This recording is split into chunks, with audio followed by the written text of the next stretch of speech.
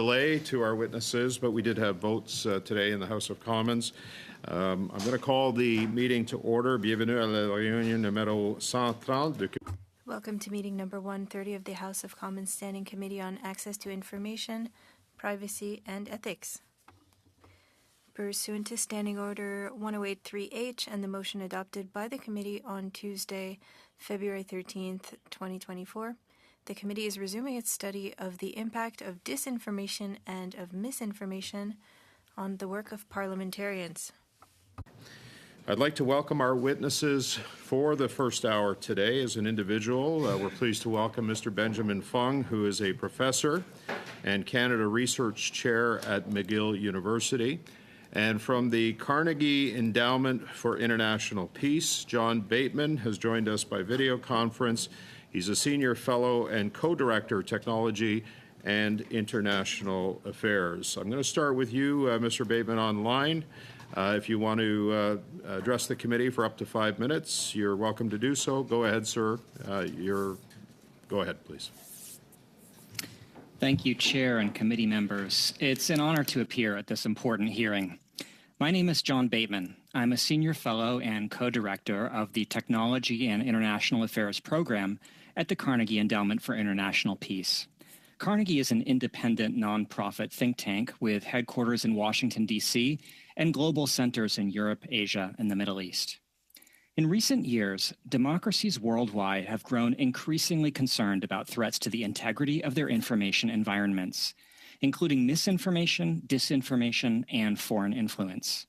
My Carnegie colleagues and I have drawn on empirical evidence to clarify the nature and extent of these threats and to assess the promise and pitfalls of potential countermeasures.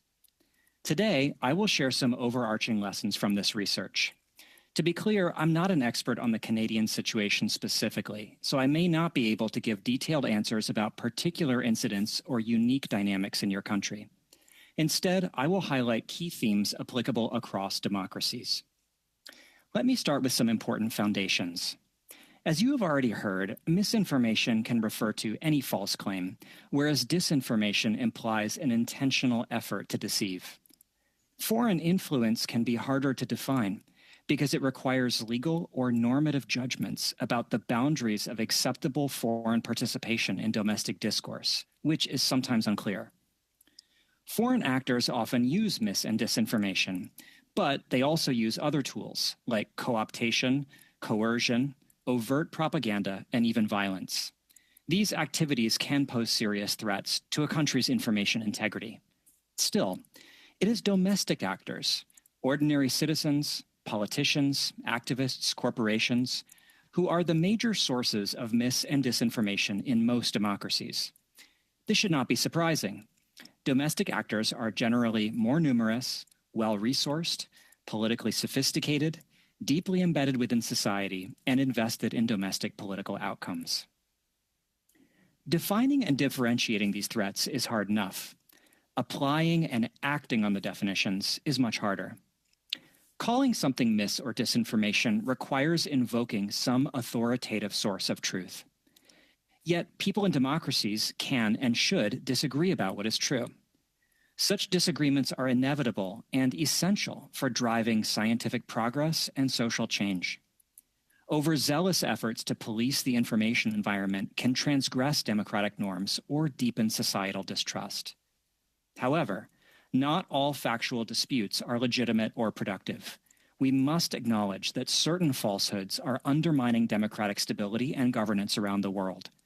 A paradigmatic example is the claim that the 2020 U.S. presidential election was stolen. This is provably false. It was put forward with demonstrated bad faith, and it has deeply destabilized the country. Mis- and disinformation are highly imperfect concepts, but they do capture something very real and dangerous that demands concerted action. So, what should be done? In our recent report, Dean Jackson and I surveyed a wide range of countermeasures, from fact-checking to foreign sanctions to adjustments of social media algorithms. Drawing on hundreds of scientific studies and other real-world data, we asked three fundamental questions. How much is known about each measure? How effective does it seem given what we know? And how scalable is it? Unfortunately, we found no silver bullet. None of the interventions were well studied, very effective, and easy to scale all at the same time. Some may find this unsurprising. After all, disinformation is an ancient, chronic phenomenon driven by stubborn forces of supply and demand. On the supply side, social structures combine with modern technology to create powerful political and commercial incentives to deceive. On the demand side, false narratives can satisfy real psychological needs. These forces are far from unstoppable, yet policymakers have limited resources, knowledge, political will, legal authority, and civic trust. Thankfully, our research does suggest that many popular countermeasures are both credible and useful. The key is what we call a portfolio approach. This means pursuing a diversified mixture of multiple policies with varying levels of risk and reward. A healthy portfolio would include tactical actions, like fact-checking and labeling social media content that seem fairly well researched and effective. It would also involve costlier, longer-term bets on promising structural reforms, such as financial support for local journalism and media literacy. Let me close by observing that most democracies do not yet have a balanced portfolio. They are underinvesting in the most ambitious reforms with higher costs and longer lead times. If societies can somehow manage to meet the big challenges, like reviving local journalism and bolstering media literacy for the digital age, the payoff could be enormous. Thank you, and I look forward to your questions. Okay, thank you, Mr. Bateman. Really appreciate the insight in your opening statement. Mr. Fung, you have up to 5 minutes to address the committee. Please start. Thank you. Good afternoon, Chair and committee members. I'm a professor and Canada Research Chair at McGill University, and I am a computer scientist. My research interests include AI, cybersecurity, and disinformation analysis. I'm particularly interested in analyzing disinformation spreading in the Chinese-Canadian communities. I'm not going to repeat the disinformation examples, as I believe you have already heard many of those examples from different channels in the last few years. Instead, I would like to focus on recommendations that may help fighting disinformation from the Chinese government. Let's take a closer look into what other countries have been doing to fight disinformation. The U.S. government has set up an agency called Global Engagement Center, which is responsible to counter foreign state and non-state propaganda and disinformation efforts aimed at influencing the policies and security of the United States. The Global Engagement Center has the authority to preempt the disinformation from social media. Furthermore, they have a technology engagement division which play an important role to transform technologies from concepts to application at scale and pushes innovations to both public and private sectors. Another country that is at the front line of fighting disinformation from the Chinese government is Taiwan. My collaborator Zifeng Li has done an excellent study. Here, I will highlight a few key points from her research. Unlike the U.S. model, Taiwan takes a decentralized approach. They have multiple fact-checking centers that are run by the civil societies. This setup successfully gains the trust from the general public because the citizens understand that these fact-checking centers are not controlled by the government, and they know they can participate in the process too. Most importantly, they have an effective social network to spread the correct information back to the society. Taiwan has a few think tanks that analyze the origins, tactics, and implications of disinformation. They regularly organize conferences to bring disinformation experts together to facilitate collaboration. There's no conflict between the U.S. model and the Taiwan model. In Canada, we can do both. My third recommendation is to look into the social media platform. Social media platforms like WeChat and TikTok play a crucial role in spreading disinformation despite heavy Chinese government censorship.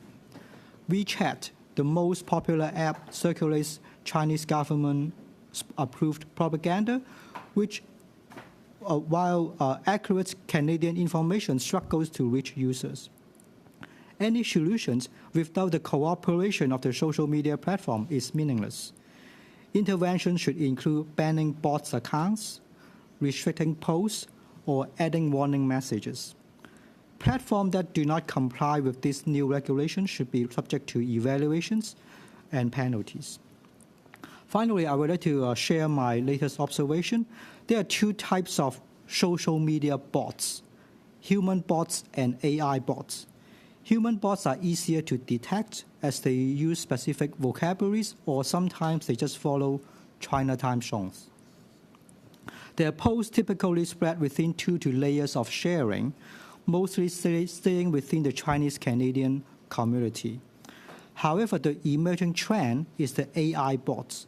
AI bots can spread disinformation beyond 5 layers of sharing, even reaching local communities. Therefore, I would like to emphasize that this disinformation issue is not limited to the Chinese-Canadian community. With the advancement of AI technologies, all Canadians are affected. Thank you very much. Okay, thank you, Mr. Fung. We're going to start with our questioning now. Each member is going to have 6 minutes for questioning. And just for our witnesses, very limited amount of time to ask these questions. Oftentimes, members will reclaim their time to try to ask as many questions as they can within those 6 minutes. So please don't take it personally if you get cut off. But we're going to try to get through this as best we can here. And I'm going to start with Mr. Caputo for 6 minutes. Go ahead, Mr. Caputo. Thank you, Mr. Chair. Thank you, Mr. Bateman. Thank you, Professor Fung, for being here. Now, Mr. Bateman, you had intimated at the outset of your remarks that you may not be as overly familiar with the situation here. But I want to just elaborate on a few of your principles that you spoke about. Now, you spoke about supply and demand when it comes to foreign interference or disinformation, and also the fact that it is politicians who are most often the sources of misinformation, disinformation. Would you agree as well that politicians actually not only are critical when it comes to what they put out, but also in their function when they are in a security capacity and a capacity of ensuring that disinformation doesn't get out? In other words, politicians, government plays a protective role. Would you agree with that? Yes, I would. And part of that protective role is that when government sees things going awry, things going sideways, and they see misinformation and disinformation occurring, that government actually has an obligation to act. I take it you'd agree with that as well? Well, it depends on the nature of the action being contemplated, because some actions can be helpful and others can be counterproductive. Okay. So what I'm saying is that when misinformation and disinformation are occurring, the government can conceivably do nothing. But to do nothing is to allow this to occur even more. Isn't that right? To some extent, but typically a lot of information is transmitted through society without the government taking any particular action. In the case of foreign influence activities, there's a lot more the government can do. But whether or not to publicly disclose such activity or take technical measures or diplomatic measures against the country at issue is often a complicated calculation. Well, it certainly is a complicated calculation, but I think you'd agree that shining the light on foreign interference in some way is always the best antidote to address foreign interference, is it not? It often is. The exception to that principle is that sometimes the foreign actor may anticipate and even desire or benefit from the public disclosure of their operation. For example, if Russia is conducting an influence operation that is publicly exposed, and then that public exposure actually creates a lot more societal anxiety and fear and distrust than the initial influence operation itself, that could be considered a win for Russia. So that's one of the complications that government needs to consider. I see what you're saying. They're sowing chaos and they're getting their desired results. Now, when it comes to elected officials, generally, I think it's in everybody's best interest to know whether their elected officials, the people that they're putting an X beside when it comes to elections, have been willingly or semi-willingly participating in foreign interference. You'd agree with that? Yes. So in such cases, transparency is paramount.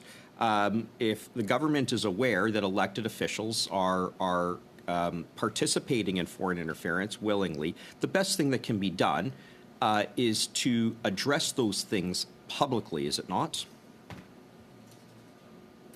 That would require a framework of law and, again, careful consideration. For example, I'm a former U.S. intelligence analyst, and so I'm familiar with the possibility that there could be unverified intelligence information about someone being co-opted or roped into foreign disinformation, but that might not be a legal certainty. Right. So, sorry, and I don't mean to cut you off, but I'm just going to ask you to operate on the assumption that we have intelligence services in Canada that have verified and they have come to conclusions.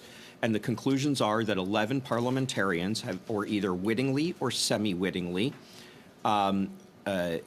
acting with foreign and hostile states. This intelligence has been verified, in all likelihood, on these people.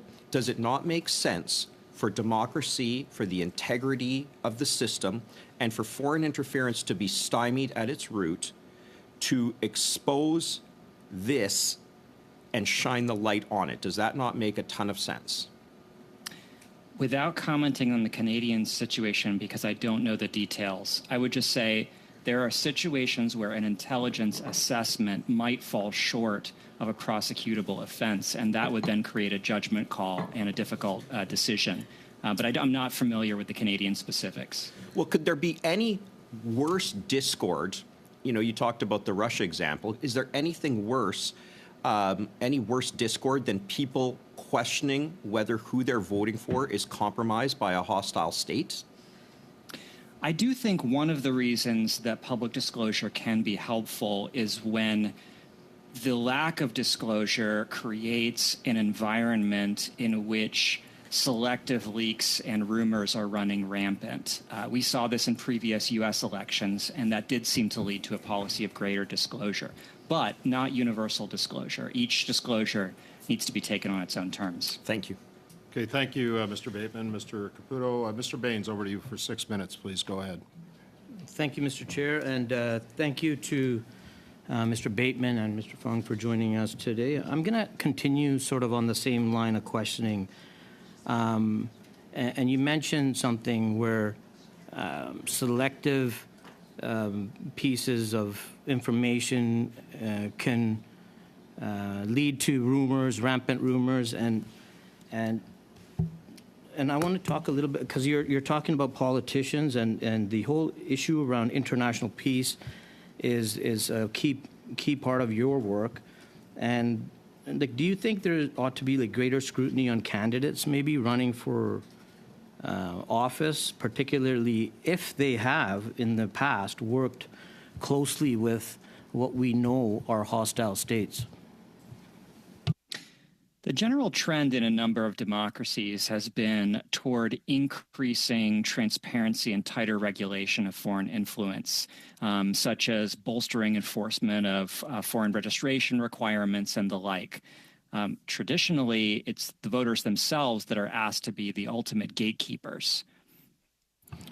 Yes, truly, but again, and that leads to our the general complexities around the recommendations that I know that you've mentioned, and Mr. Fong's even mentioned some other issues around fact-checking, and which makes it very difficult for the general public to really know, because it's so the misinformation and disinformation has become so very, what do you call it, organized and very sophisticated in a sense.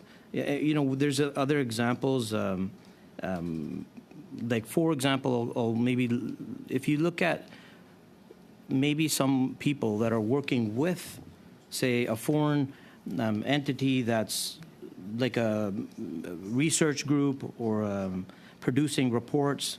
We have an example here for in 2020, a member who's now currently a member of Parliament helped produce a controversial report in association with the Macdonald-Laurier Institute and a reporter, a CBC reporter, alleging that Pakistan secretly created a Sikh separatist movement, and this was later amplified by officials overseas, Indian officials, and that led to more information and disinformation spreading.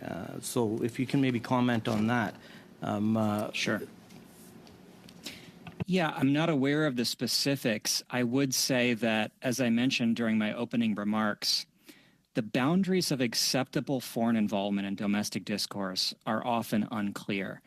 For example, traditionally in democracies, it is acceptable for a foreigner to speak in a domestic context, a foreign corporation, a foreign resident, a foreign business.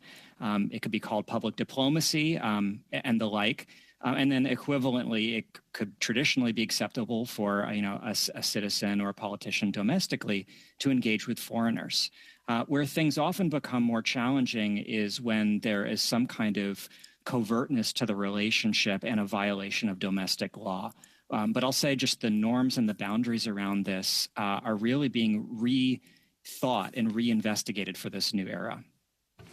Yes, like in this instance, there's funds raised by other special interest groups, oil giants, other observer research foundations from different countries. And what I wanted to sort of look at is, we need recommendations when it comes to the work that we're doing here. What do we need to look at with respect to relationships with previous governments? And in this specific situation, we now recently received media reports coming from India, for example, saying that money, hundreds of millions of dollars, should be raised to make sure that the current government, the Justin Trudeau government, is defeated. And that is widely available in international news. I would offer two recommendations, sir. On the specific question of foreign involvement in elections, most democracies have a lot more that they could do to build capacity, monitoring, surveillance, and enforcement around these types of laws, and to close loopholes and modernize. But it's crucial to not create a situation where the cure is worse than the disease. In other words, whether the fear of being tarred as a foreign agent or being tarred as someone influenced by foreigners actually chills more legitimate domestic discourse than it helps. The other recommendation I would give is what I might call upstream of all of this, which is building the social infrastructure to help citizens make good decisions. And that comes back to journalism, media literacy, and the like. Thank you. Yeah, how much time do you have? We have 30 seconds. That's all. I'll get another round. Thanks. We'll give a little more time to Mr. Villemure and Mr. Green then, 15 seconds. Mr. Villemure is coming up next. I just want to encourage both witnesses. The line of questioning will be coming in French. Make sure you have it on the English to French French to English interpretation, Mr. Bateman and Mr. Fung as well. Monsieur Villemure, vous avez la parole pour 6 minutes, Monsieur. Mr. Villemure, you have the floor for 6 minutes. Thank you very much. Mr. Chair, hello, Mr. Bateman and Mr. Fung. Mr. Bateman, I have questions for you to start. Can you tell us about distinctions between Russian disinformation, Chinese disinformation, and Indian disinformation? Each of those countries has different tools and organizations and strategies. For example, if we're talking about covert digital disinformation, Russia was the original innovator, and it developed very sophisticated online personas that could masquerade as real. Originally, China was much more blunt in its operations and had less convincing personas, but simply a lot more activity. That's shifting over time. China is becoming more like Russia in its sophistication, and Russia itself is debuting new techniques. Both countries also have a very significant overt propaganda capability, such as RT in the case of Russia. I'm not that familiar with Indian activities. Est-ce que il y aurait d'autres pays qui pourraient être Are there other countries that could be used for disinformation beyond Russia, China, and India? Many countries are involved in these activities. We only know a lot about a few of them. Iran is an emerging example. There was just an incident in the United States where a group of Iranian hackers hacked the Trump campaign and obtained and released sensitive information about the vice presidential nominee. Iran has shifted to have information and influence activities against the United States and others to be a greater and greater portion of its digital operations. Est-ce qu'on doit faire une distinction entre Does there need to be a distinction between propaganda and disinformation? Yes, and among experts, the definitions of all of these terms are constantly debated. And just to be candid here, there is no single satisfying term that captures all of the problems that we're describing here that everyone agrees on. Disinformation is in its modern term has been popularized or repopularized only recently, but had a Russian origin and emerged initially during the Cold War. Whereas propaganda is an older term, and I think nowadays is used more broadly to encompass a variety of overt media activities. Merci beaucoup. Depuis que l'on voit les campagnes permanentes Thank you. And since we've been seeing political parties, involvement, and the era of these clashes, is disinformation more high performance now because of political clashes as well? It's difficult to say whether the problem of disinformation overall is getting better or worse. Certainly in previous eras in the United States, Canada, and other Western democracies, we had our own challenges. Highly partisan news media, lack of journalistic standards of objectivity that exist nowadays, and on and on. But I think you're right that the willingness of political leaders to spread and become a source of disinformation and misinformation is probably the number one challenge facing any democracy today. If we can't police this problem, very little else that we do will be effective. Merci beaucoup, M. Bateman. Je vais me tourner vers M. Fong. M. Fong, pourriez-vous nous parler des effets? Thank you, Mr. Bateman. Mr. Fong, can you talk to us about the impact of AI on disinformation?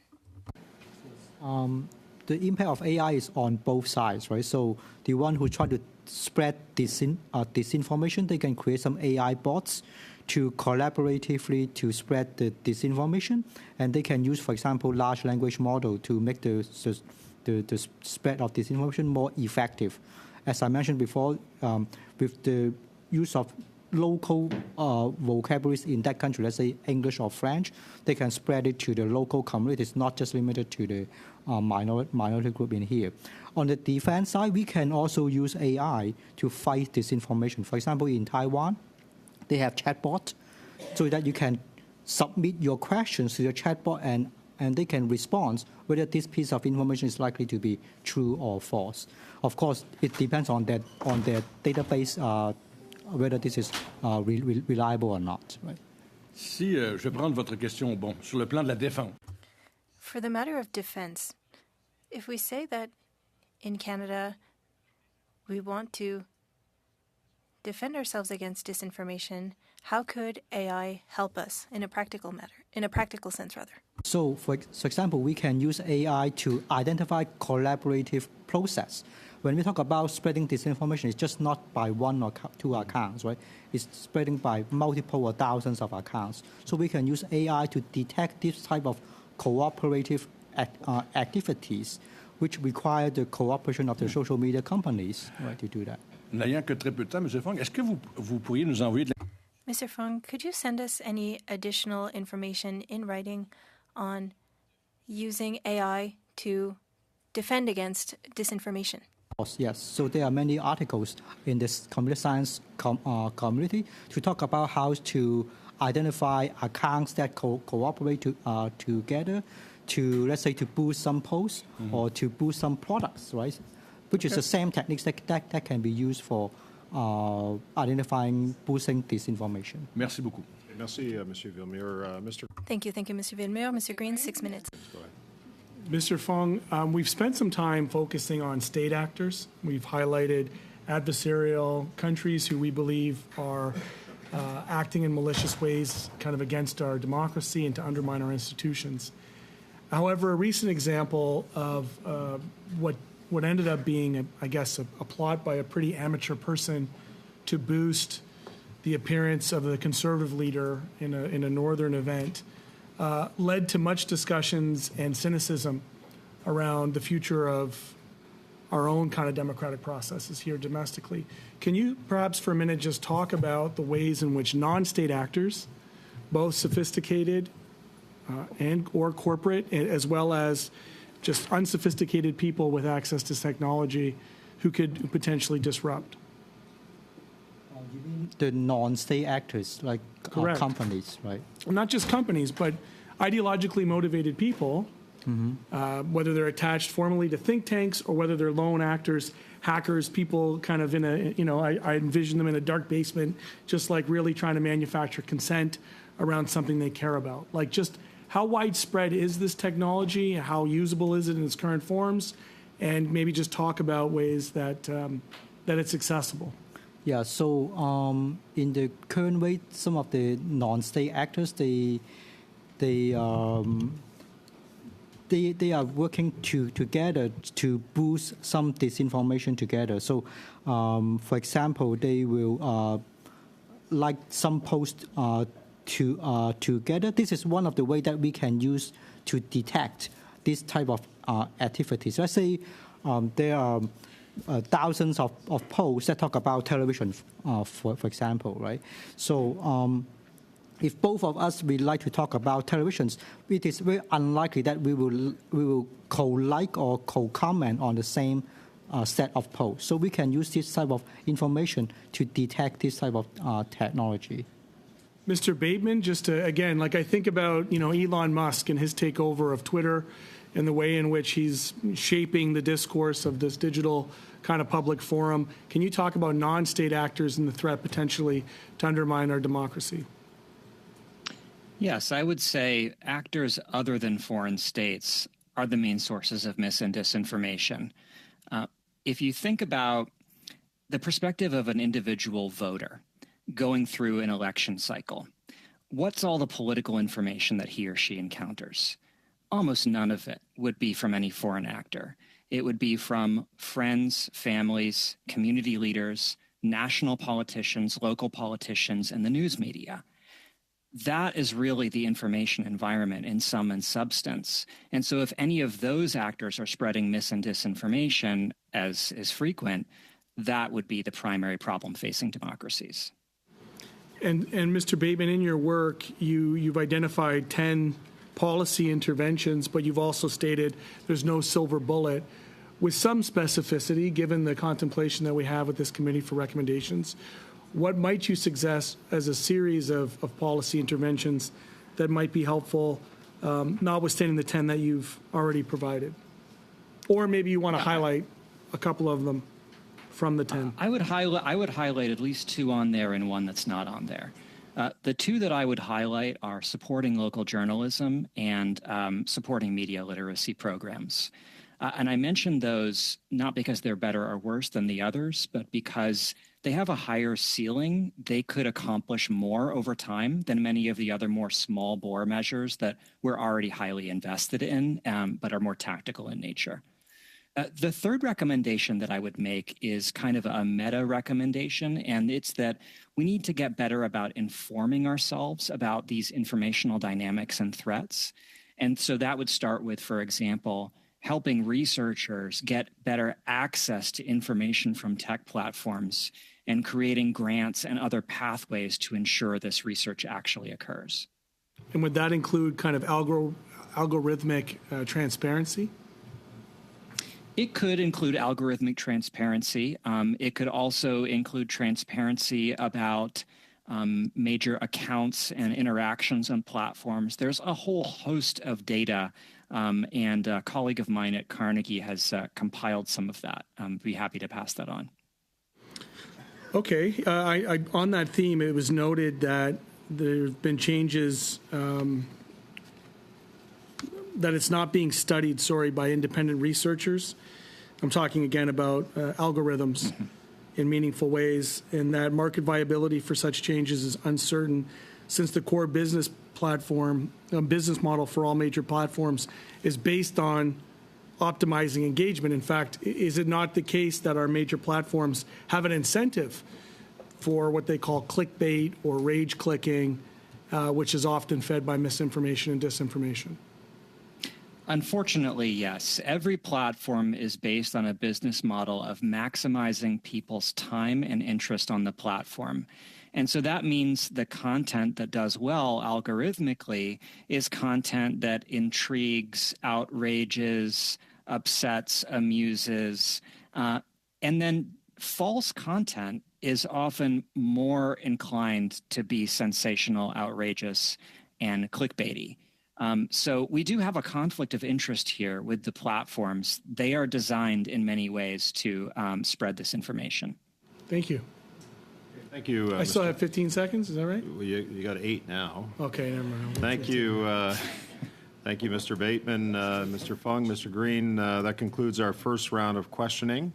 We're going to go to 2 5-minute rounds, followed by 2.5-minute rounds from Monsieur Villemure and Mr. Green. Mr. Barrett, you have 5 minutes. Go ahead, sir.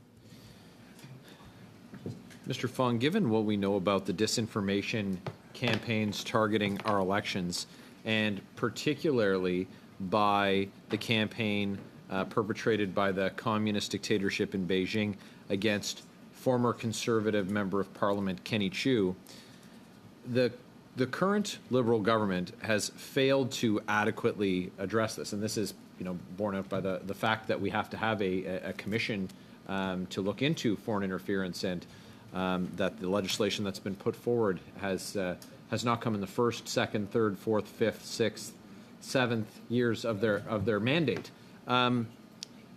What should government be doing today to prevent hostile foreign state actors like the communist dictatorship in Beijing, from putting their thumb on the scale of Canadian democracy? So my first recommendation is to set up, there are two different ways. One way is to set up a government agencies like the U.S. model, like the Global Engagement Center, that will give them the authority to monitor the social media posts that are related to the democratic process. So they have the technological capability and the legal authority to stop some of this disinformation. Another approach is to create a not-for-profit organization, and then give that organization the authority to do a similar process, but more independent from the government. Yeah. Can you provide some examples for anyone who's not familiar, and for the purpose of our report, of the type of actions that the CCP, the communist dictatorship in Beijing, has used to try and influence our elections, and if you have another example of a countermeasure that could be applied to that example that you provide? Okay. So one of the for example, is they are not just focusing on the social media disinformation. When we talk about disinformation, we often talk about the social media. But for the CCP, they are not just focusing on social media. They also work with traditional media, which is the Chinese media running in Canada. And they are newspaper, they are radio stations in Vancouver and Toronto. And they are collaborating with the CCP, different Chinese organizations running in Canada. So, and one of the questions raised previously, what's the difference between Russians and this disinformation and Chinese disinformation here, is the economic power in here, because they can use the advertisement to indirectly control the radio station and newspaper on what they put on their contents.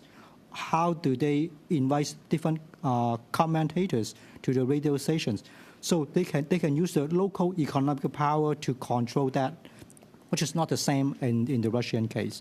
So to fight against this type of collaboration, I think the C-70 will play part of the role, which is trying to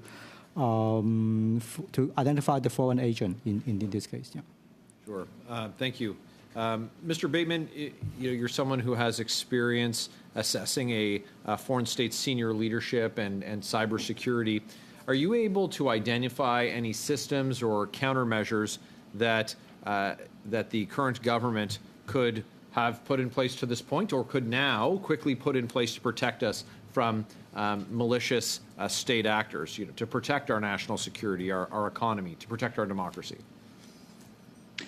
I'm not specifically familiar with gaps within the Canadian system, but I can offer some best practices from other systems. So there are a variety of tools that are available to governments to fight foreign interference.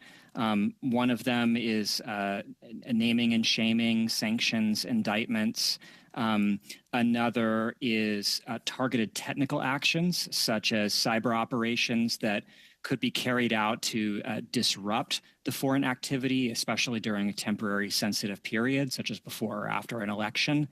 And there are others as well, like Professor Fung mentioned, simply public disclosure and public information. And so one path would be to build capacity in each of those areas. But another path would be to build connectivity across these areas and make sure that they're working together, which is something the U.S. government has done. I will say that in the end, it's not clear how effective any of these policies are. We've been naming and shaming and indicting and sanctioning and disrupting these adversaries for some time, and it probably has some operational impact on them, but it doesn't stop the activity. Okay, thanks. Thank you, Mr. Barrett. Thank you, Mr. Bateman. They seem to be even more emboldened now. So, Mr. Fisher, we're going to go to you for 5 minutes. Go ahead. Thank you very much, Mr. Chair, and thank you very much to our witnesses for being here today. Mr. Bateman, I just want to sort of tag on a little bit with some of the things that Mr. Green had brought on. I notice you have your publication there proudly to your right. I think that's great that you are proud of that document. I'm interested in, and we're hoping to have some of the social media platforms here for this study, which would be very, very interesting. As you know, social media platforms do everything they can to hold and maximize your attention for as long as possible. I think you said to Mr. Green, maximizing people's time. And, of course, they use algorithms to place the content in the feed that you are most likely to be interested in or to focus on or to interact with. In your publication, you talk about the importance of perhaps, or maybe it's a recommendation, to find a way to change the way algorithms are used. I'm interested in your thoughts on how that's possible, make us understand what that would look like, how that might help solve the problem, and maybe why that hasn't been studied by independent researchers yet, or if it's just beginning, or if you expect that to happen in the near term. Sure, I'd be happy to. So as we've discussed, the major social media platforms today have recommendation algorithms and other design choices, such as the way their buttons and apps look and feel and interact, that are designed to maximize engagement. But you could maximize something else. You could maximize, for example, the civility of discourse, so that if there were a long series of posts going back and forth on a controversial issue, you could actually bring to the top the one that seems the most clear and helpful and is achieving some amount of support or balance from both sides. Other people have explored using algorithms to deter or dissuade people from posting toxic content. By trying to nudge them in a more positive direction. There's many, many options here. In essence, we just have to maximize for something other than engagement or for a combination of engagement with something else. Now, why hasn't this been done? It's because engagement is how you attract eyeballs. Eyeballs is how you attract advertisers or subscribers and thereby make money. So there are academics who are experimenting with what are sometimes called civically oriented platforms. And it's a worthwhile effort. but it's unlikely that these would ever be commercially viable alternatives because people actually want the high engagement platforms. So, okay, so if they were to, I'm going to stretch this a little bit, but look for the positive, try to encourage positive. Is that, like we used to use this line, if it bleeds, it leads for news stories. So, you heard that before, Mr. Green? You know, it's easier to enrage. It's easier to get people to complain or to post something maybe or pay attention to something a little more toxic. What does that, and you touched on this because you said that might reduce the advertising funds that these social media platforms might get if they decided to change the algorithms to be in a more positive direction. I'm interested in your thoughts on what that might look like monetarily. Is that something that you've even looked at? Is it going to cut potentially their profits in half? Is it that significant? I don't have an estimate, but I think it would be extremely significant. And I think the most important factor from a competitive point of view is this something that a platform would be endeavoring to do by itself, thus falling behind in the competitive marketplace? Or is this something that would happen collectively? And I'll give an example that has been playing out in real life.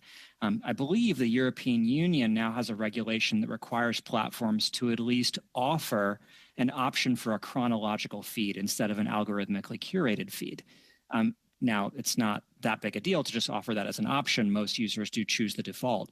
But that form of regulation then creates a level playing field so that all platforms would have that as an option. So just spitballing here, Threads doesn't seem to be nearly as toxic as X. Is there an algorithm that's driving that less toxicity in Threads than in X? It's difficult to say because we know very little about the internal governance of these platforms, and that's an important research and governance problem in and of itself. It is clear that at the high level of business strategy and corporate leadership, Mark Zuckerberg with Threads wants Threads to be relatively anodyne and devoid of political content and controversy, more of a feel-good place. Whereas Elon Musk wants X to be a kind of wild and free-spirited environment in which people can get their kicks. Okay. That's it. Thank you, Mr. Fisher. Thank you, Mr. Bateman. Monsieur Villemure, pour 2 minutes 30 secondes, s'il vous plaît. Merci beaucoup, Monsieur le Président. Monsieur Bateman. Thank you, Mr. Chair. Mr. Bateman, I would like to ask a question similar to my colleague because I find this very interesting. You talked about how a company could highlight positive content. It seems like decency is something that we no longer see as much of, and there seems to be very few limits on indecency.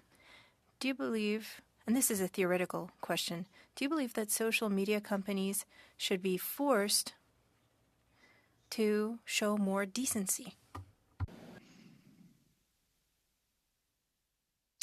I would have to know more about what that looks like. I guess what I would say is that as much as social media companies bear a partial culpability for the degradation of discourse in society, they are far from solely responsible, and the solution of government direct regulation of social media algorithms and design comes with many of its own challenges as well, including freedom of expression and other liberties. So it's not an easy call.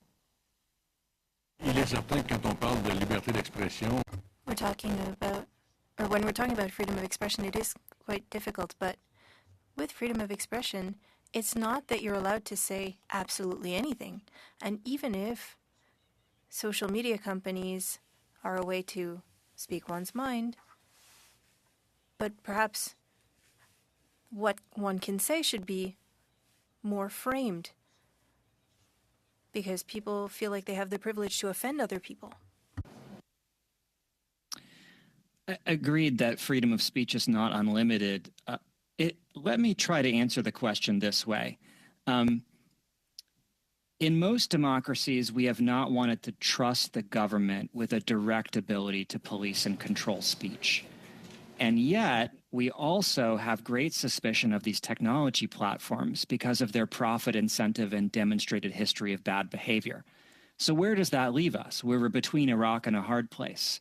I think long term, we need to find some kind of third way, some blended or hybrid governance approach that avoids both of these problems. And I will give Facebook credit, at least for this oversight board that they created.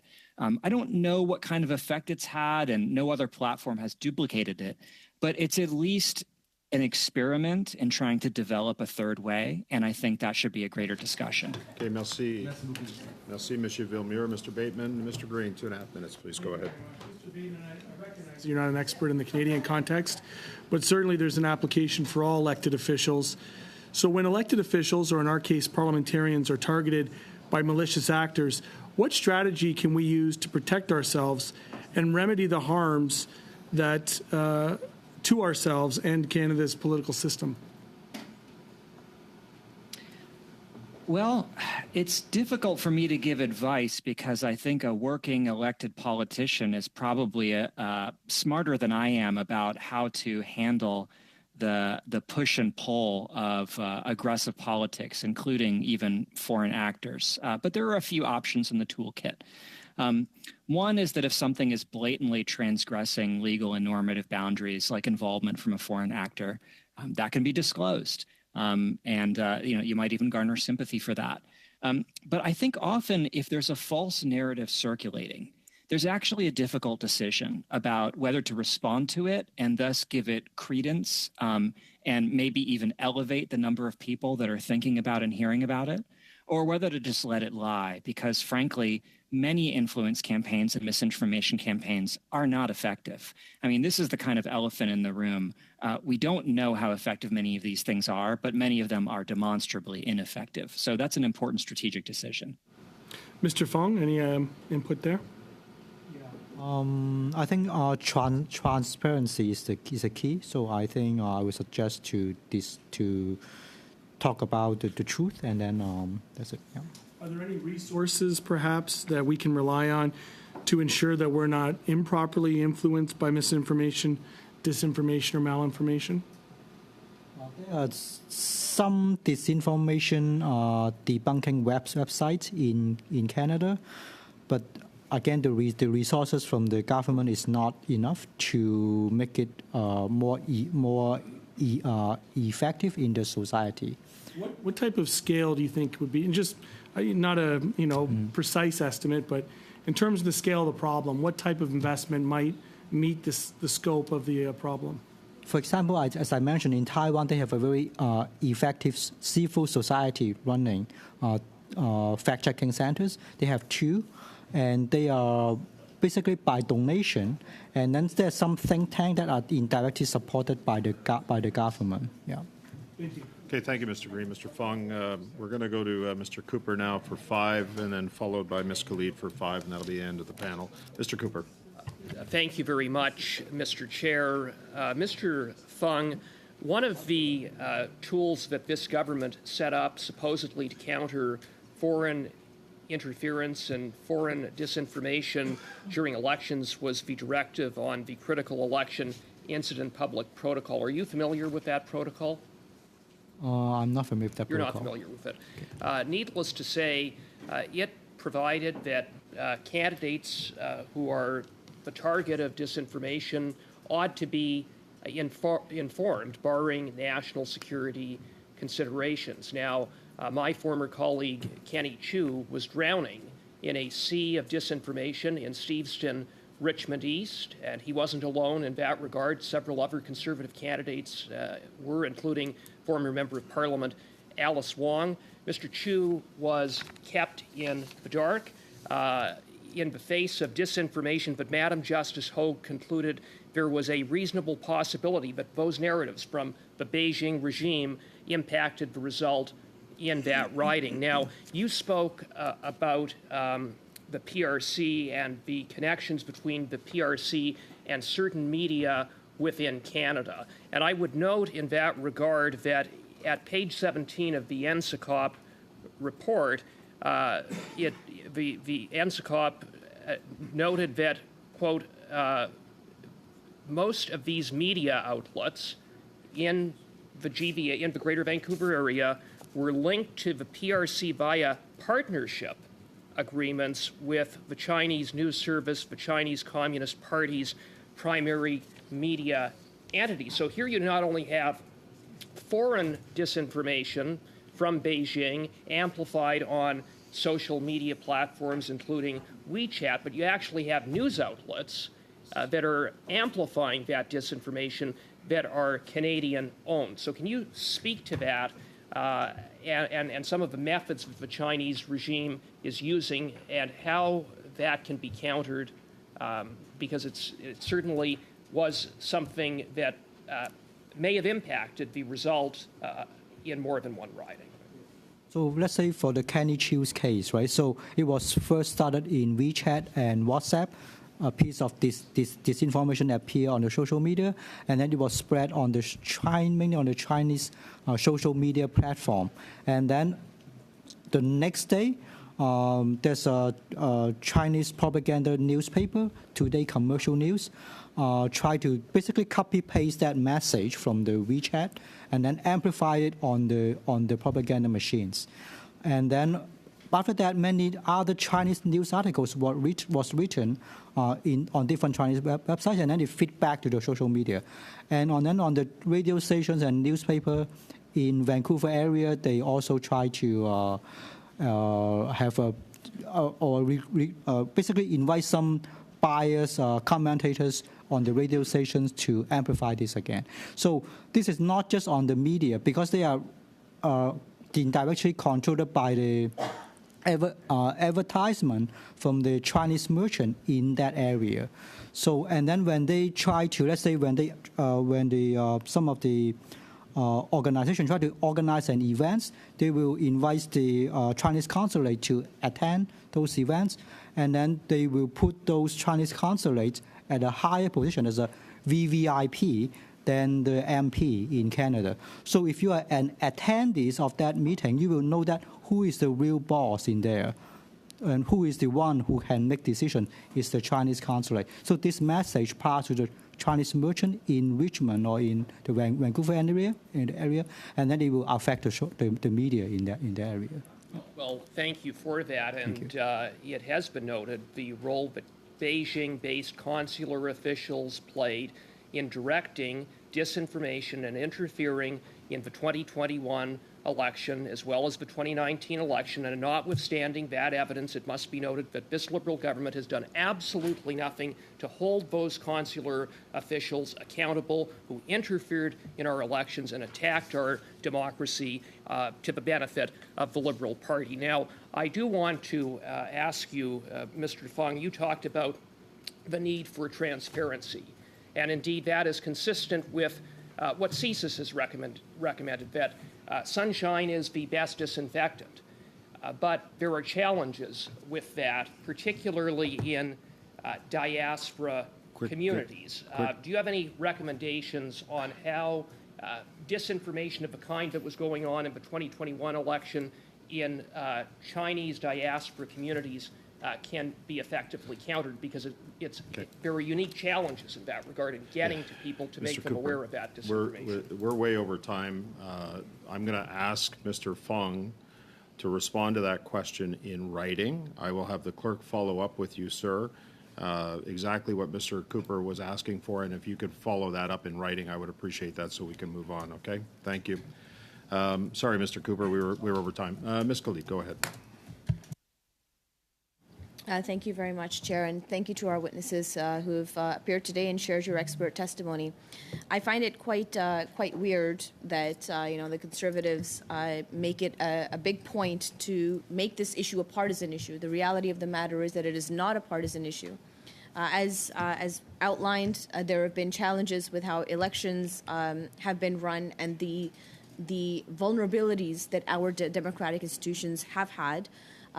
We've also seen reports recently that the Conservative Party is at risk of foreign interference from Russia, from India, of money being put into artificial intelligence, into bots, into social media campaigns, etc., to sway public opinion in favor of a political party. And I don't think that there's anybody to blame here specifically, but there is accountability that needs to be put into place within all political parties and to remove the partisanship from this very, very serious issue. So, Mr. Fung, you had mentioned about fact-checking centers in your opening remarks. Can you perhaps expand on that concept? What did you mean by that? And how would it help in ensuring that our democratic institutions are well protected? So for those fact-checking centers, there are two groups of people. One is information professional and social scientists. They try to analyze the tactics and the technological advancement used by those people who spread the disinformation. And then by understanding that, we can prevent the next wave of disinformation. Another group of people are grassroots citizens. So they share the workload from the information professional because of the large information that they receive. So and also they have the social network to spread the information back to the society. So that is also very important. And by doing these settings, it also gains the trust from the general public because they know they can participate in this process. Thank you very much. Sorry, I can't see your name there. Mr. Bateman, would you like to comment on that as well? Sure. Of all of the ways that have been proposed for countering disinformation, fact-checking is probably the one that's been most studied. There are many, many studies of fact-checking initiatives. And the general finding is that they do work to an extent. They particularly work on correcting factual beliefs. That corrective effect is not necessarily enduring over time, and it does not necessarily change the attitudes or the behaviors that then result from that belief. So, for example, you might learn that a certain policy is based on a factual error, but you might still continue to support that policy. There are hundreds of fact-checking initiatives worldwide. That's to be commended and supported. In many countries, fact-checking itself has become the source of partisan controversy. And so I think fact-checking is promising and should be continued. I also worry that its effectiveness could be degraded over time as it's the victim of partisan mudslinging. Thank you. I appreciate that, Mr. Bateman, because that is one of the major concerns where people have just, like a lot of my constituents just stop listening to news, stop reading news because they just can't distinguish what is true and what is not true anymore. And it just, I think, hurts our democratic process when we see parliamentarians actively kind of leveraging that disdain towards news. I do have one more question. And I'll ask both of you. I'll start with Mr. Fung. What role do you think social media companies have to play in distinguishing between what is foreign interference, what is influence, and what is advocacy? Because there is a distinction, and I think that people have a difficult time, especially Canadians, in trying to understand what that distinction is between the three. So for the social media company, they definitely have the responsibility and capability to differentiate these different activities because they own all the data, and even the government do not see that that piece of information. By using AI and the more recent data mining technologies, they have a way to differentiate them. Yeah. Mr. Bateman, if you'd like to comment as well. I do agree that both government and platforms have a piece of the puzzle. Platforms have extraordinary insight into on-platform activity, including non-public activity. Governments can have extraordinary insight into some non-platform activity, such as if they can intercept communications or embed human agents in these foreign intelligence services. For better or worse, platforms have been allowed to and left to develop their own rule set around what is considered acceptable and unacceptable on their platforms. And so each platform has taken a slightly different approach.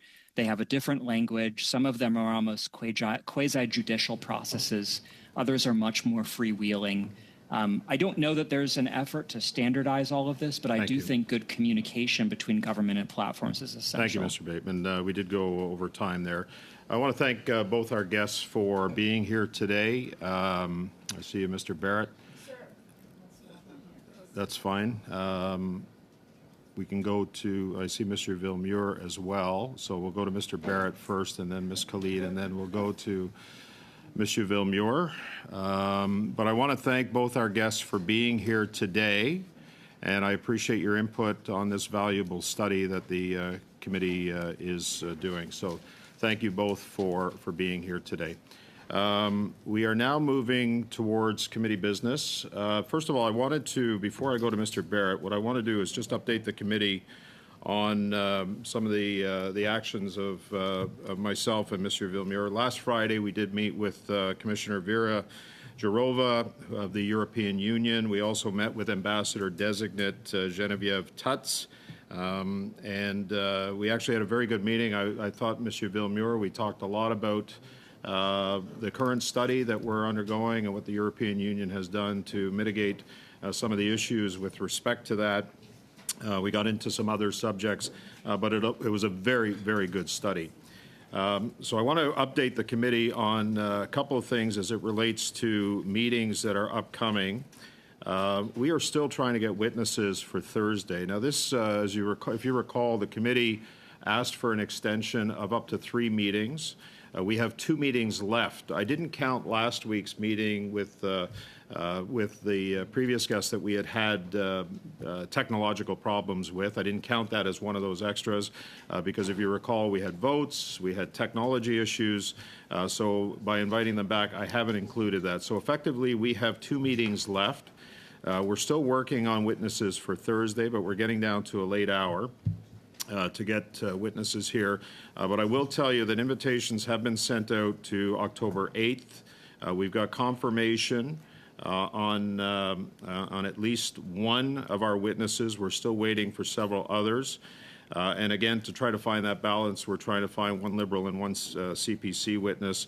And then on October 10th, we have sent out invitations to social media companies and have asked them to come that day. Now, typically, social media companies, they like going through government relations. They go through, various executives before they actually commit to coming to committee. But I know that the clerk has been on them, and we will continue to be on to not just have social media studies, but also mainstream media to come before the committee on October 10th. So we're trying to do that. And I see the clerk has got Ms. Shanahan and then Mr. Cooper. So we've got a long list here. I know, Mr. Villemure, you had a question sur TikTok. On essaie d'avoir TikTok. We're trying to get TikTok here at committee for October 10th. That is the date that we have proposed to TikTok. C'est bon? Is that all right? For disinformation and misinformation, yes. Because the social media companies were on the list as well. So I am going to, so that's my update for committee business. I'm going to go to Mr. Barrett. Mr. Barrett, followed by Ms. Khalid. Do you have a point of order, Mr. Fisher? I was watching for hands, and Ikra's hand went up first. Yeah, well, we've been through this before. I saw Mr. Barrett's hand first, and then I saw Ms. Khalid. I just wanted to say it for the record. Thank you. Very Mr. clear. Barrett, go ahead, please. Chair, I've given the clerk this motion, given that the Prime Minister recently appointed Mark Carney as the chair of the Liberal Party's Task Force on Economic Growth. Mark Carney is the chair of Brookfield Corporation, a multinational investment management company that owns Sagen, the second largest mortgage insurer in Canada. On the first day of Mark Carney's appointment, the Liberal government announced major changes to the regulation of mortgage insurance in Canada, allowing for bigger and longer loans. This tremendously benefited Brookfield, evidenced by their stock price hitting a 6-month high. Pursuant to Standing Order 108-1A, the committee called upon Mark Carney to testify before the committee within 14 days of the adoption of this motion.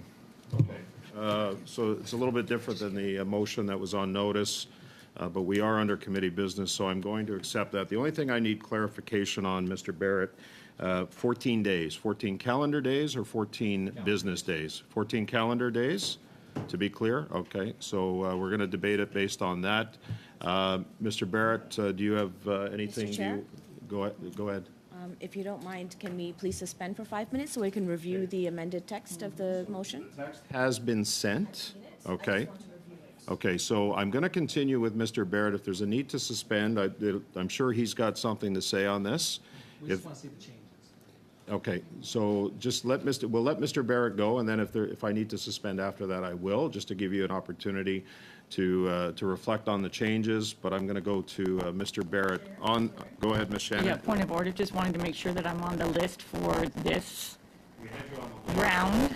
Yeah. Well, I wanted to say something previously, but welcome Mr. Williamson, my former chair. Let's get through this. I love the fact that we are welcoming each other. But Mr. Barrett, you have the floor. I'm going to go to you, and then I've got a list that has Ms. Shanahan to start. Go ahead, Mr. Barrett. And then I see Mr. Cooper as well. Go ahead, Mr. Barrett. Chair, this matter is one of great seriousness and great importance. The Prime Minister made an announcement to have Mr. Carney take over in the role. It's a de facto finance minister role, effectively holding pre-budget consultations across the country. This came on the heels, of course, of expressions from the Prime Minister's office that they didn't have confidence in the Deputy Prime Minister. So that we have Mark Carney, who's earned the nickname Carbon Tax Carney for his affection for the Justin Trudeau's price on everything, and this relationship seems to have earned him the opportunity to have this job. Now, what's Mr. Carney getting for this job? We're told he's not being paid, and that he's not being employed by the House of Commons. He's being hired by the Liberal Party. So that distinction is really important because though he's advising Justin Trudeau and his government members, he doesn't fall under the conflict of interest regime by virtue of how he's been appointed. So we have Mr. Carney, who's going to be able to, we expect, see non-public information, and that his investment firm will stand to benefit greatly from that. And you just look at the first couple of days after the announcement by the Trudeau government that they would have Carbon Tax Carney as the de facto finance minister.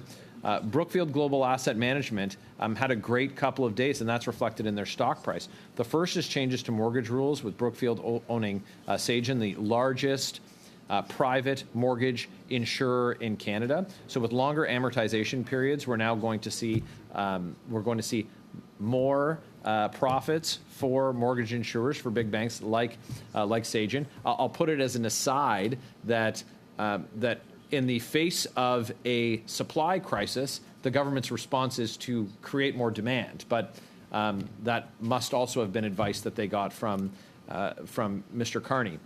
What's more is within the first couple of days, a person identified as a personal friend, a buddy of Mark Carney's, is the head of a company called Telesat.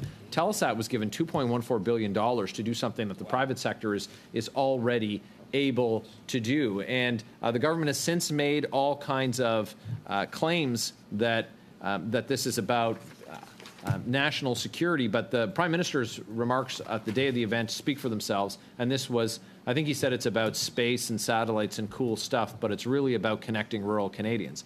Well, that's something that we know can be done by the private sector for much less. And if that idea that they've put forward was such a good one, we know that banks and private business would have got involved. But again, to the benefit of that elite cabal. And then we have Brookfield in the days after this announcement signaling that they're in talks to get $10 billion worth of Canadians' pension funds. Canadians' pension funds. Now, this is terrifying. This should terrify Canadians that Justin Trudeau's trading influence and favors with his friends in exchange for the management of Canadians' pension dollars. So all of this should have been put through the lens of a conflict of interest, the Conflict of Interest Act, and reviewed by Canada's Ethics Commissioner. But they've bobbed and weaved and through a loophole have appointed Carbon Tax Carney as an advisor to the Liberal Party for $0, though we know that he's going to, as the paid head of Brookfield, is going point to of order, Mr. Chair. benefit quite well. Go ahead on your point of order, Thank Mr. you. Fisher. Just received this from the clerk, and it looks to be exactly the same as what Mr. Baird sent on September 20th, but not what he read Yeah, today. and so I was gonna- reinforce I was the gonna fact let- that we would like a paper copy. If we I was going to let Mr. Barrett finish and then clarify that there was a minor change to the motion. And Motion should be quite different. there was one change that needs to be addressed, so that was the timeline. Oh, the timeline, right? yep. So we're gonna get you a clean copy of that, and it was sent out in error, and I apologize for that, Mr. Fisher. But we're gonna make sure you have it. So continue, Mr. Barrett, please. You have the floor. I think that's. I was just about done, but I think that with all of this in the public domain, and though the moniker of carbon tax Carney fits very well, he very much appears to be conflict of interest Carney, and so that's why this committee needs to take a look at the avoidance of the Conflict of Interest Act and disclosure rules that, of course, are the purview of this committee. It's very important, especially in the context of all that our country's facing today. Thank you. Thank you, Mr. Barrett. I am going to suspend for a couple of minutes. I want to make sure that every member has a clean copy of what we're discussing here. So I'm going to suspend for a couple of minutes. We'll be back.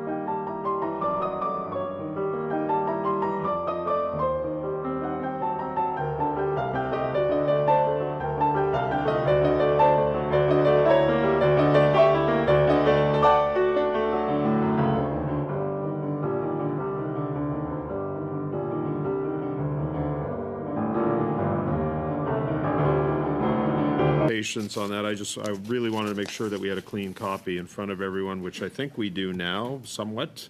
When we left, Mr. Barrett had concluded his comments, and we're going to go to Ms. Shanahan now. Go ahead, Ms. Shanahan. You have the floor.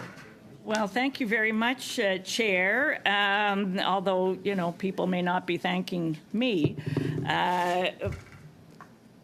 Chair, what to say about this motion? There's so many things going on here that I just really wonder if it wasn't for the fact that the member had brought it back a second time, so I take it he's reread it at least once. It seems like it was just written on the back of a napkin, maybe a napkin from, I don't know, a Quebec Convention Center or something. You know, there's a few things about the motion that I question, but I like to get to the business of, you know, just to clear the decks on the standing order front. I'd like to hear from the clerk on Standing Order 108-1A, because my reading of that standing order is it has to do with business that's referred to a committee from any from the House, and in fact, let me just see, as I think I might have it here handy. 108 of the standing orders, powers of a standing committee, 1A, which is what is referred to here in this motion. Standing committees shall be severally empowered to examine and inquire into all such matters as may be referred to them by the House. So I just don't know if we have heard from the House on this, to report from time to time, and except when the House otherwise orders, to send for persons, papers, and records to sit while the House is sitting, to sit during periods when the House stands adjourned, to sit jointly with other standing committees, to print from day to day such papers and evidence as may be ordered by them, and to delegate to subcommittees all or any of their powers, except the power to report directly to the House. So I would like to hear from the clerk on this, because it seems to me that it's a mistake, it's a misprint, it's a mistyping, or maybe there's something that I'm not understanding here, and I would love to be enlightened on that. Was that? Oh, he's gone. Yeah. So I think, I mean, if Ms. Shanahan, to your point, I mean, if I read that, shall be severely empowered to examine and require into all such matters as may be referred to them by the House, to report from time to time, and except when the House otherwise orders, to send for persons, papers. So it speaks, I think it speaks more broadly to the mandate of the committee. And so I think that may be where the confusion lies a little bit, but you can see why, clerk, why I'm questioning that wording, because typically what I've seen in other resolutions, and goodness knows I've seen quite a few of these motions, it usually has to do with that kind of residual power where the committee can just decide to study whatever it likes to study. And I'm looking for that in the excellent briefing note that we had.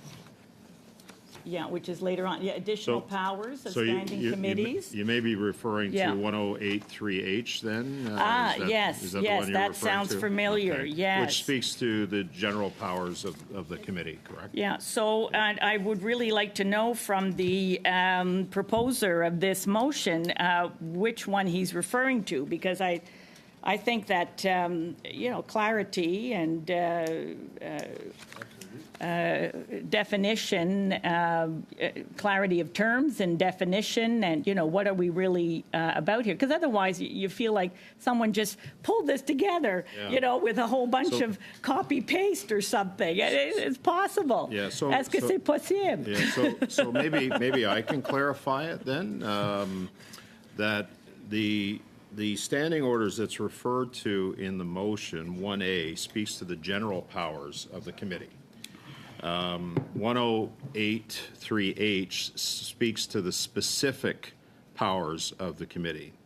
Overall, 1A and 3H, I think in reference, as it's referenced to in the motion that was presented by Mr. Barrett, I think it actually encompasses all of the powers, general and specific, of what the committee is able to do. And so the specific of 1A speaks to the general powers of the committee, which we're dealing with, and that is very much, well, it's what you read, right? That the standing committees shall be severely empowered to examine and inquire into all such matters as may be referred to the House. In this case, it's not.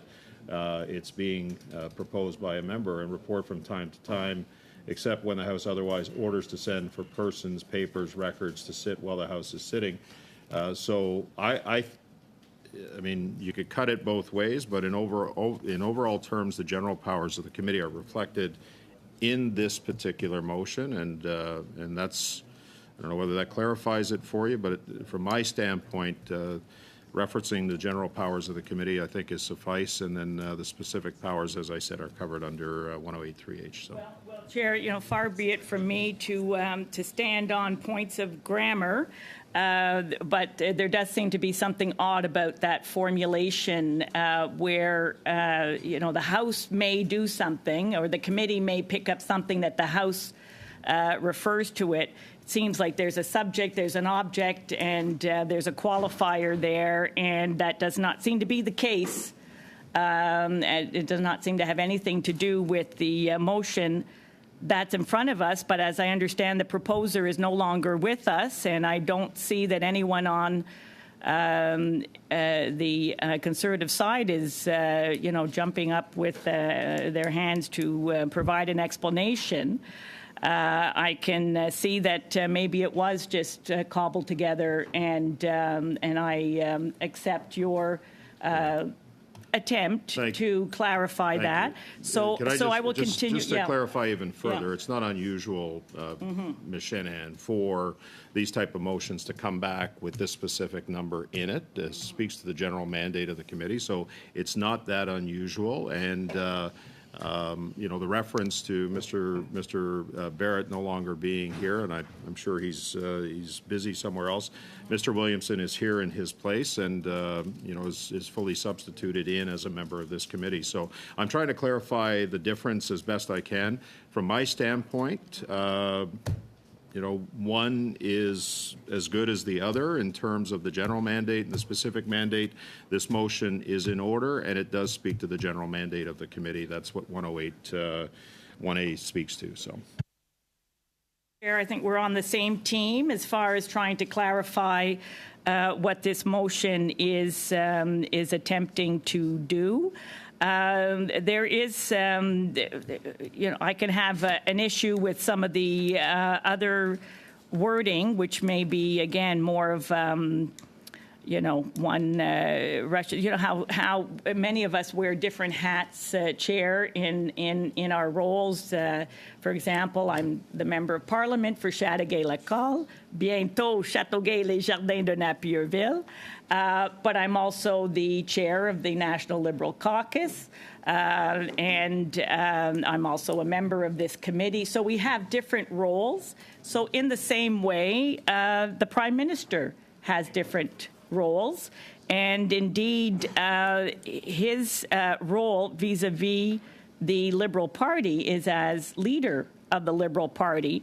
And so when the text refers to Mark Carney being recently appointed, he's appointed by the leader of the Liberal Party as an advisor, as a chair to the Liberal Party's task force on economic growth. And I And I salute the member for, getting the name of the task force right, because we know there's a number of different task force and committees and forums and so on, and sometimes those names can be easily confused. But on that note, Mr. Barrett has the right name of the Liberal Party's task force on economic growth, but he does not have the right title for, indeed, it is the leader of the Liberal Party. It's not the Prime Minister, not in his role as Prime Minister, but the leader of the Liberal Party. And, if we get to the meat now of the motion, what is Mr. Barrett trying to do here? Well, I gather he's very concerned about conflicts of interest. He's very concerned about conflicts of interest amongst those people. And, we are fortunate in Canada that we have many experienced people who provide their advice, who have extensive education, expertise, and most importantly, real-world experience in a number of different areas. But they're not elected necessarily. They are advisors. They are working. They're appointed to different forums or a task force. They can be a staff member, but if they're a staff member, well, then we can see where our rules and regulations and legislation concerning conflict of interest can come into play. If they are an elected member, we can see where our rules and regulations and legislation around conflict of interest and ethics comes into play. But, I think Mr. Barrett brings up a valid concern about what about people who are acting in a volunteer or, ad hoc or periodic or regular advisory role to any leader of any party, indeed. And one might question, because of course any leader of any party is lobbied, is under constant scrutiny, constant pressure. So it's reasonable to have questions around, what's the background, what's the profile, what's the nature of the people surrounding a leader of a, in this case, we're talking about federal parties. We're not going to get into the provinces. That's another story altogether. But that we should, is this the purview then of this committee to be considering what is going to know more and to understand better, and perhaps be in a position to make some recommendations that would, in fact, better protect the integrity of our way of governing, of our way of basically our democratic system, which is reliant primarily on democratically elected representatives of Canadians across the country. But, it's good to know who and how the people around leaders who wield tremendous influence and ability to move matters. It would be good to know more about them and what, if anything, should be done by this committee or recommended by this committee. So, in that regard, Chair, I would like to move an amendment. And I think I have it Okay, here. go ahead, Ms. Shanahan, with your Yeah. amendment. You're lucky that I didn't give you this copy because it's all written up the sides of the previous papers. So Okay. I've got it here. So I move following the line 6-month high, and that Jenny Byrne, who is the well-known special advisor to Pierre Poilievre, as well as a registered lobbyist for grocery multinational Loblaws, at a time that the Poilievre Conservatives are voting against every Liberal government measure to make grocery prices more affordable for Canadians,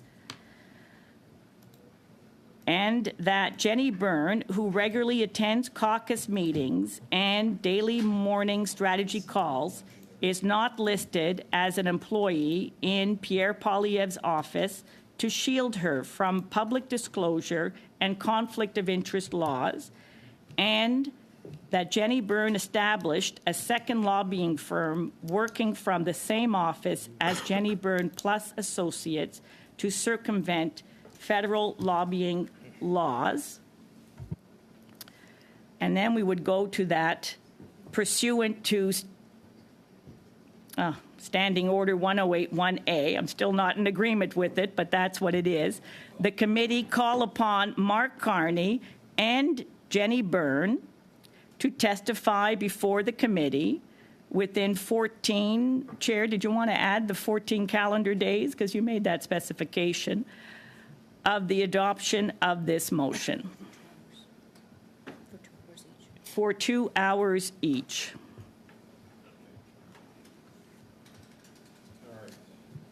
Do you have the text for us, Ms. Shanahan? I do. You can send that to me. Yeah. I'd like to have a look at it if you don't mind. Hold on.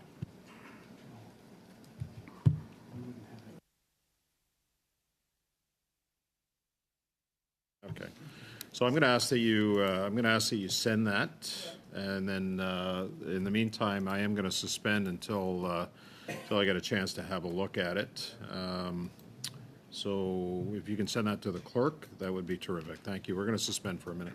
I'm not sure.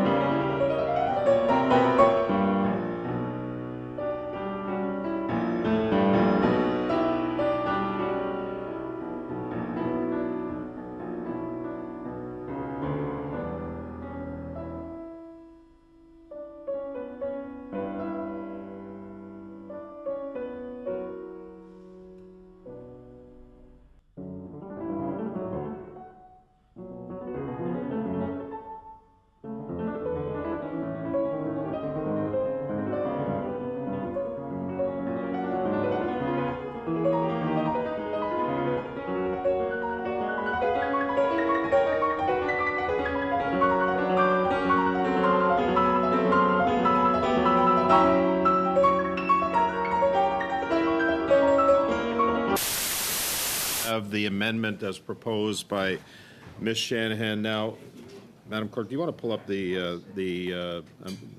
retyped motion that you just sent to everyone? Yes. Okay, when you cut through it all, which I have, what we're dealing with is an amendment to Mr. Barrett's motion to have Mark Carney come before the committee. And then Madam Shanahan has moved an amendment to have Jenny Byrne testify before the committee, adding a time of 2 hours each, and we're all in agreement based on the motion of 14 calendar days. So cutting through all of the preamble, all of it, that's what we're dealing with right now. So on the amendment to have Jenny Byrne appear before committee, Ms. Shanahan, go ahead. Well, I just wanted to, I thank the clerk for putting this together fairly quickly, but I think grammatically it makes more sense where, because we say, and that Jenny Byrne, so that first bolded part of the amendment, and that Jenny Byrne, and that Jenny Byrne, because otherwise I don't think it Yeah, makes sense with well. just a semicolon. We were trying to, it's, both proposals are very wordy, so, you know, obviously, trying to capture everything, but I think if we were to capture this, the last line captures it all, preamble Yeah. notwithstanding. Because okay? in the French, you see that, you know, that the que is there, que Jenny Byrne, Okay. qui assiste, que Okay. Jenny Byrne. So the end Okay. that, because it all flows from that original given that. Good, okay, we'll make the correction, we'll send it out, but the premise of the motion is that Mark Carney comes for 2 hours on the main motion. The amendment says that Jenny Byrne comes for 2 hours within 14 calendar days. That's the basis of what we're dealing with right now. So on the amendment, Mr. Fisher, go ahead, sir. Thank you, Mr. Chair, and I want to thank the clerk for her efforts putting all of that together. And it's never an easy thing to combine things on the fly, and this looks like it's very close to what I heard from the floor. And I'll support the amendment. You know, it's interesting. I'm sure every party has advisors. Every party has advisors that have other things going on in their lives and other business prospects. So certainly this is something that's worth supporting. I would urge members to support the amendment and then see what these folks have to say. I don't really have much more to add to that. I'm just reading this over because it was spoken into, and again, thank the clerk for this. But it looks like what I heard from Ms. Shanahan is articulated very well here. Thank you. Thank you, Mr. Fisher, and for the benefit of the committee, we're trying to calculate with all the suspensions. The clerk is in the process of doing that right now to figure out what time we have resources to. And it looks like right now that's 6:32. So go ahead, Ms. Khalid. Thank you very much, Chair, and happy to speak on the amendment as presented by Ms. Shanahan, and also to be here till 6:30. It's always a pleasure to spend lots of time with all of you guys. So just, you know, kind of putting into context, and I really appreciate you kind of bringing it down to what the value of this motion is and what this motion practically is trying to do, including the amendment. It is to ensure that that political parties and governments of the day or what have you have the ability to make sure that checks and balances are in place with respect to whoever advises the political party of the day or the political party of concern. And I think for me, the broader question is about what kinds of checks and balances are missing from this process. So whether it is, you know, the Liberal leader appointing Mark Carney to the Liberal Party of Canada as the chair of the Liberal Party's task force on economic growth, or whether it is the leader of the Conservative Party appointing Jenny Byrne to advise on, I really don't know what she advises on, to be honest, other than to run campaigns. But beside the point, I think the point that we're trying to make here is that removing the partisanship is really, really important for us to get to the improvement of the potential conflict of interest, the removal of the potential challenges that political parties could run into, while also ensuring that where expertise is available, expertise should be used.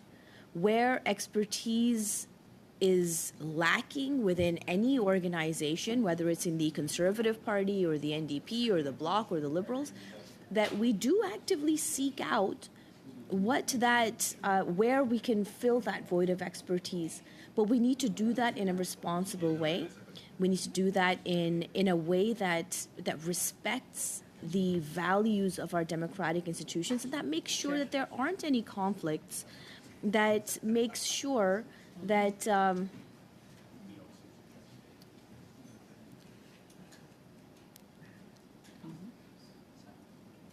that makes sure that there's checks and balances in how we conduct ourselves, not just in the way that we operate as members of parliament, but also with our partisan hats as well, and what roles and responsibilities and checks and balances we should have in place within our political system as well. And I think Ms. Shanahan very rightly pointed this out to say that it's about the perception of democratic institutions. It's about the perception of holding what we are trying to do here, this place, it to account, and to make sure that those checks and balances are in not just in existence, but also are being fulfilled. That onus is not just on the government of the day. That onus is on each and every single political party that that operates in this place in a partisan way. And I think that, when we're talking, and I know we spent the first hour talking about foreign interference, we have been going into this major campaign of misinformation, disinformation, the study. I think that really understanding and appreciating how the perception of conflict of interest can play a role in the value of democratic institutions and how democratic institutions are perceived by the general public. I think this would be a good study for us to hear. And, as Mr. Villemure has said, we need to be more efficient with our time. And that's why I support the 2 hours piece to this amendment. Now, I will talk a little bit more because I know that Mr. Barrett, while he was here, had spoken at length about why he was bringing forward this motion. So I perhaps will add as to why Ms. Byrne needs to be added to this motion, because of exactly what I was outlining, that perception. So Ms. Byrne is the current chief advisor, the political strategist, and the confidant to the leader of the opposition, or the leader of the Conservative Party, while she is also an active lobbyist. Now, recent media coverage has confirmed that a lobbying firm run by Ms. Byrne has established a second company that's housed out of the same office. So there's a bit of a perception issue here, and obviously we take everything at face value, want to give everybody the benefit of the doubt, but we are talking about the perception of conflict of interest, and ultimately how that leads to deteriorating trust within our democratic institutions.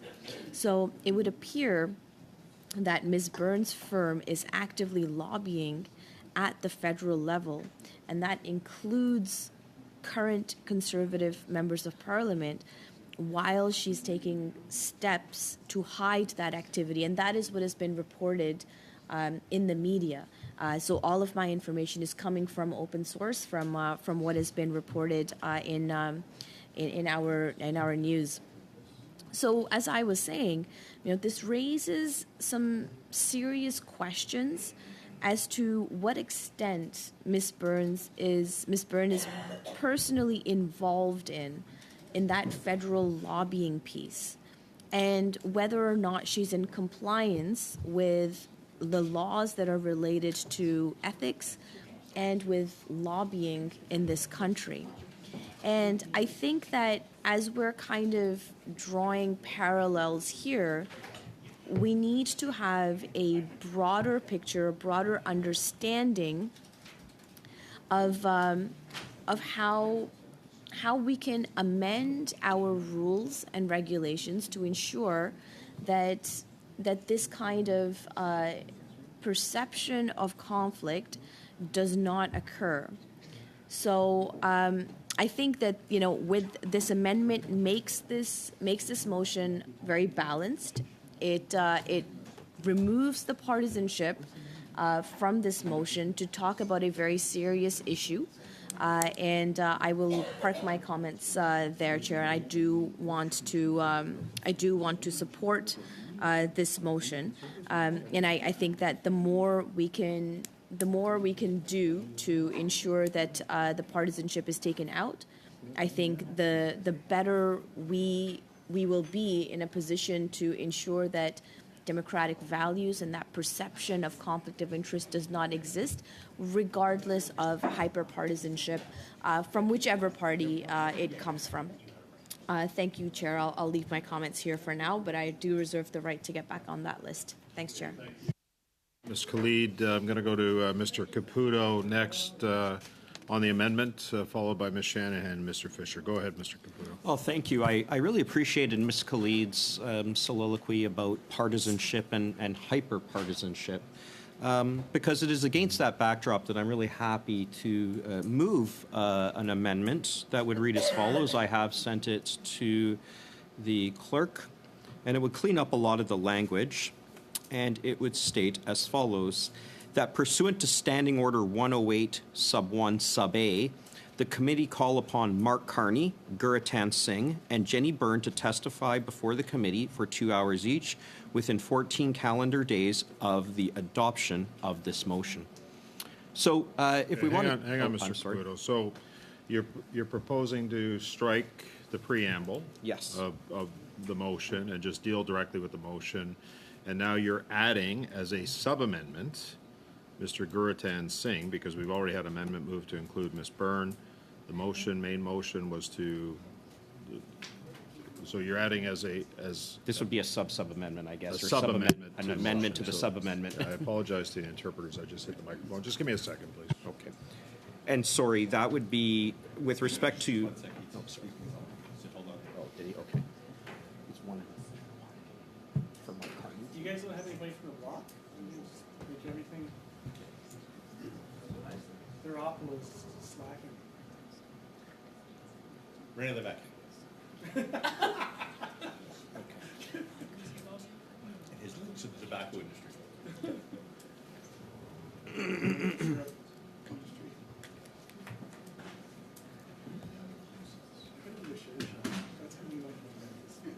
So,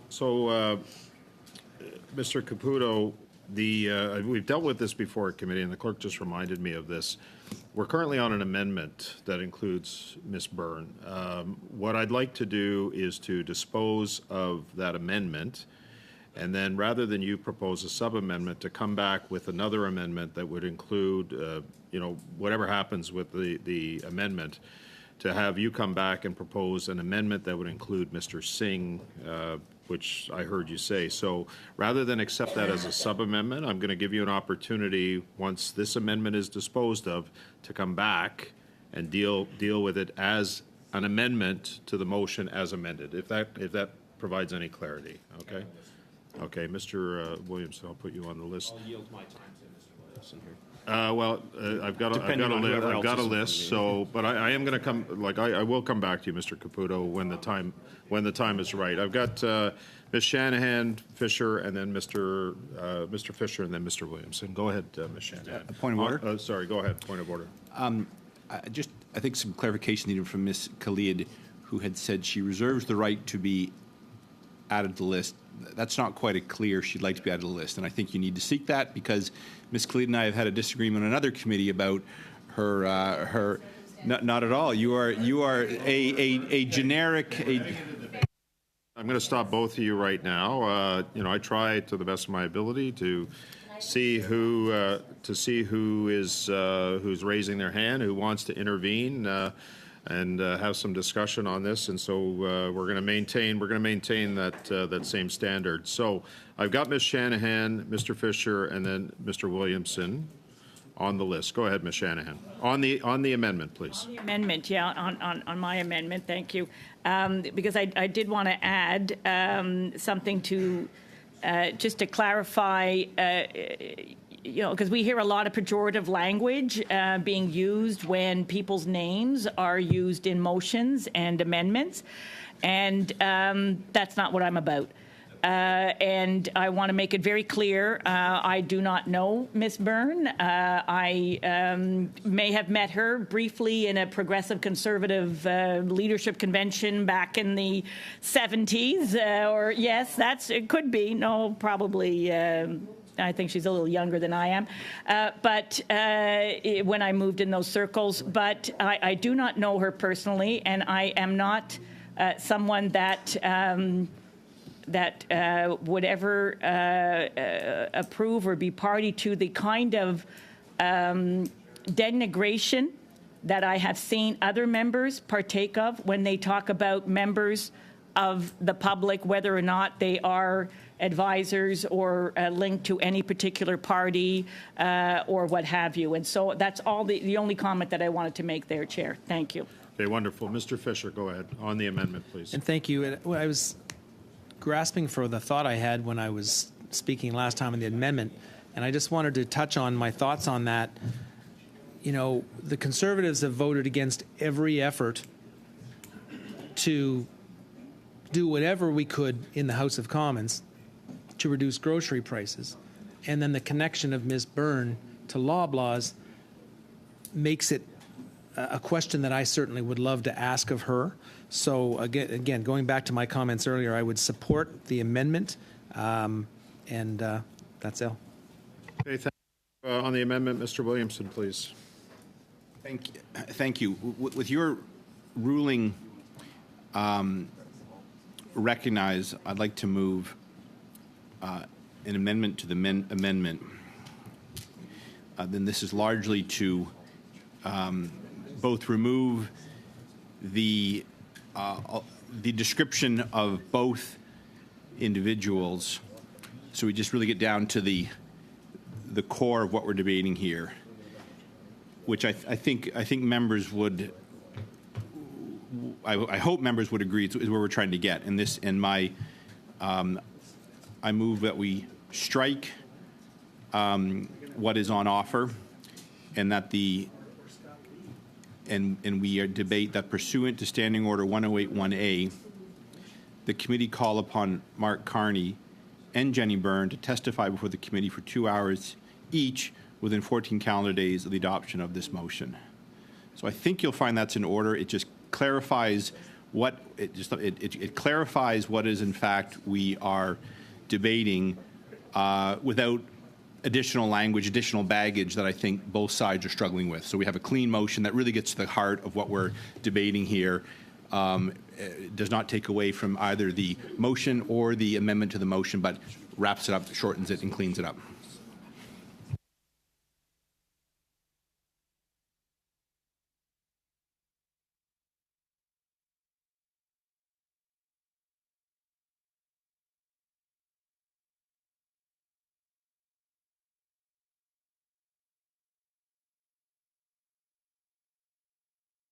So yeah, so the challenge with that, and I get where you want to go with this, Mr. Williamson. I think I made my position on this clear, that we're dealing effectively with the last line.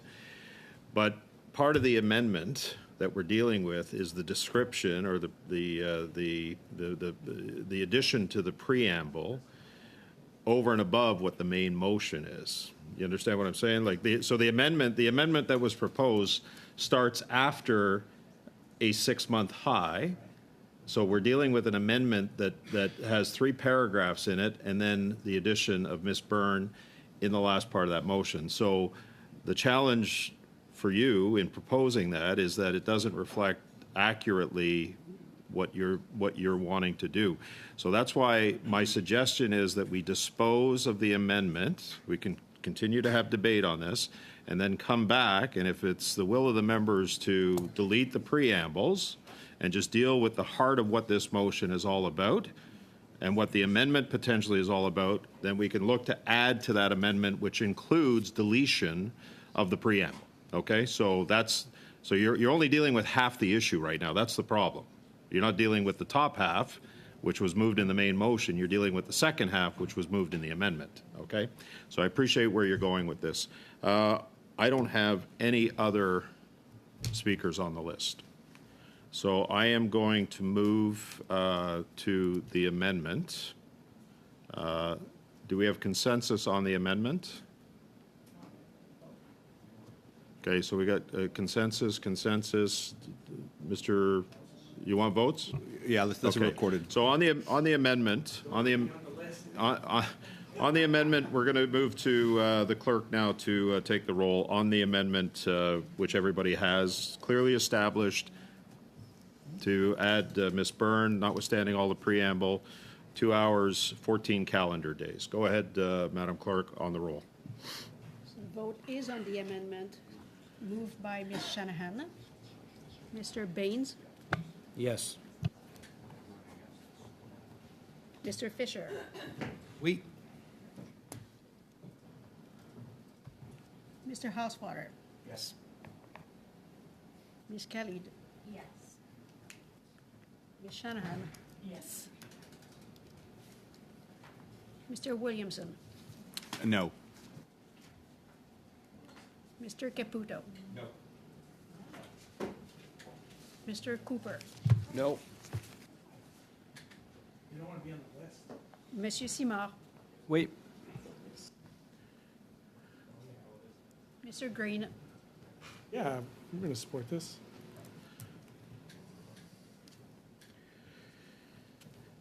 yeas 7, nays 3. Okay, so the motion as amended carries. I'm going to go to Mr. Caputo now. Mr. Caputo, you have the floor. Thank you, Chair. I would like to move an amendment, and that would read as follows.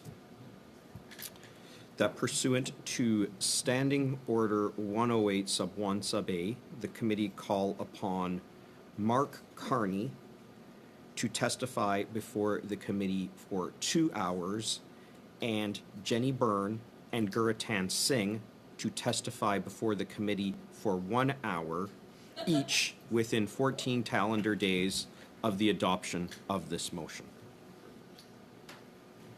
If you guys can get 2 hours of questions out of Guratan, all the power to you. We said one. No, I'm not going to support this. Bring everybody for 2. So, Mr. Caputo, just to be clear, because you did indicate before, For Ms. Burns. you did indicate before that you wanted to delete the preamble. I didn't hear you say that. I hear you went to the. Right. So the extent of the motion, of the amendment that you're proposing is to effectively have Mr. Carney for 2 hours, have Ms. Byrne for 1 hour, and then Mr. Singh for 1 hour, correct?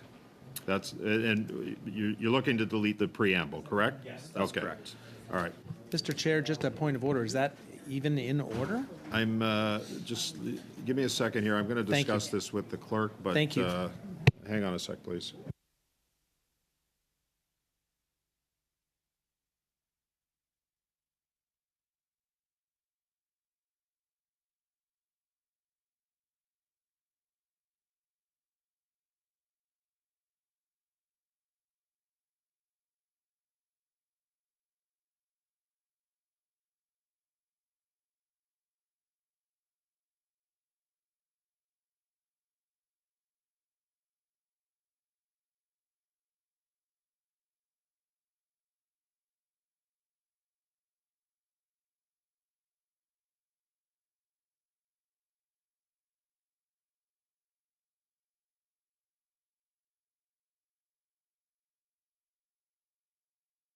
So, just for clarity, and I appreciate your question. I saw clarity from the clerk on this.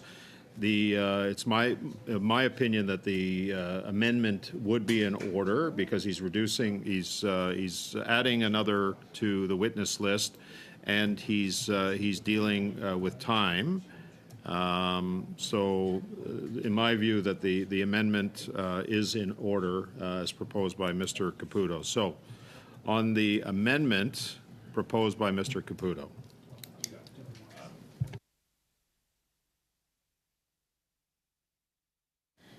Thank you very much, Chair. So, just to clarify, the amendment is proposing that Mr. Carney appear for 2 hours. Ms.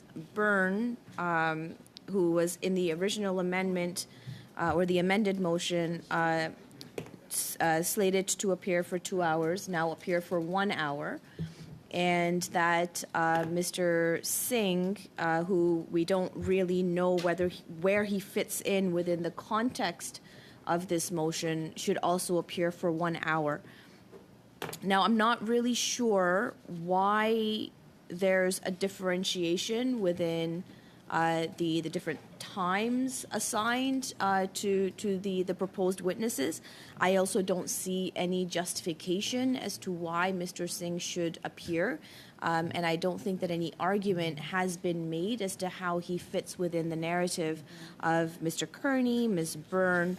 And so I think that that this amendment is a little bit half-baked and a little bit suspicious, as Mr. Cooper would say, in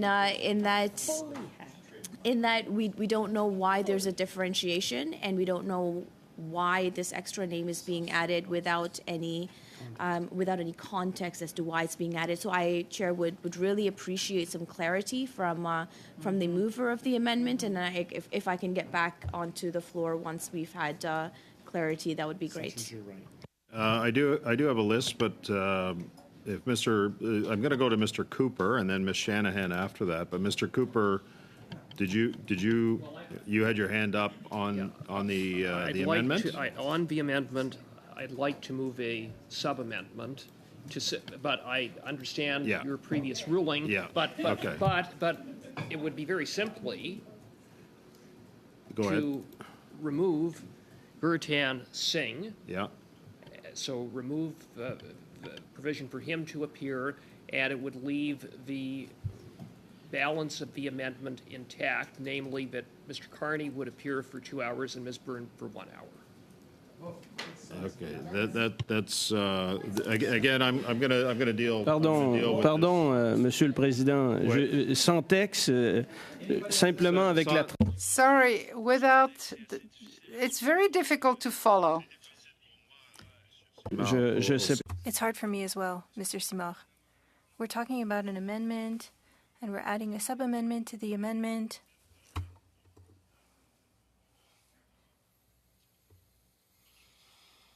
We're going to look at the amendment first, and if Mr. Cooper would like to propose another amendment following that amendment, we will have to make a decision. So we're on the amendment proposed by Mr. Caputo. We're on the amendment proposed by Mr. Caputo, and so I had Mr. Cooper. I'm going to come back to you after Mr. Cooper, but I'm going to go to Ms. Shanahan now on the amendment proposed by Mr. Caputo.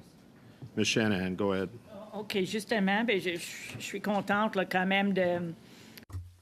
I'm happy to be able to better understand what we're looking at. But I would like to start by saying that was not the goal of my amendment. We wanted to have Mr. Kearney for 2 hours and Ms. Jenny Byrne for 2 hours.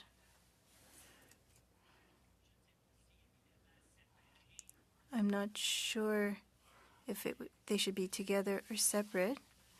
It's the kind of discussion that we could have during a subcommittee meeting if we really want to look into this matter. We want to look at it. We're not going into the details of their lives. We just want to hear their perspective and know how they see their work and what the measures are that they have taken or not taken or considered in order to manage not only conflicts of interest, which are important, of course, but also it's a matter of perception on conflicts of interest.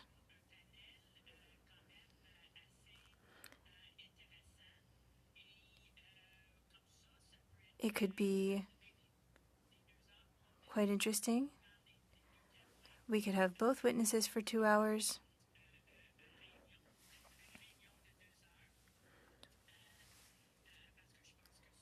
I think that they are professionals. They're not competitors, to my knowledge. And they both are financial advisors for federal parties here in Canada. Mr. Singh, well, I'm not sure what the backstory is. We had discussed those two people. And who suggested that? It was in Mr. Caputo's amendment, correct?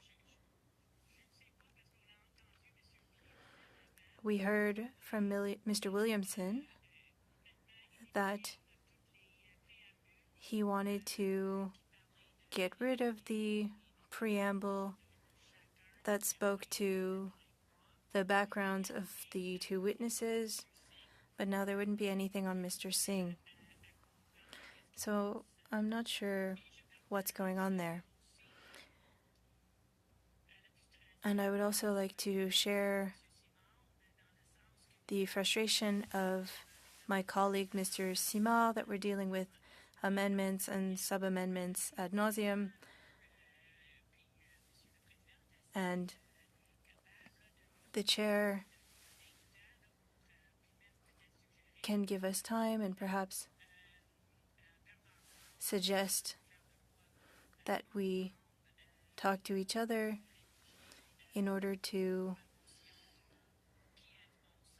write a motion that makes sense. I've seen this before in public accounts, and things went quite well. And everyone was satisfied with the results. But I do not support this amendment that I find illogical. 2 hours for one witness, 1 hour for another. I don't think that makes any sense. Thank you. Yeah, Madame. Thank you, Ms. Shanahan.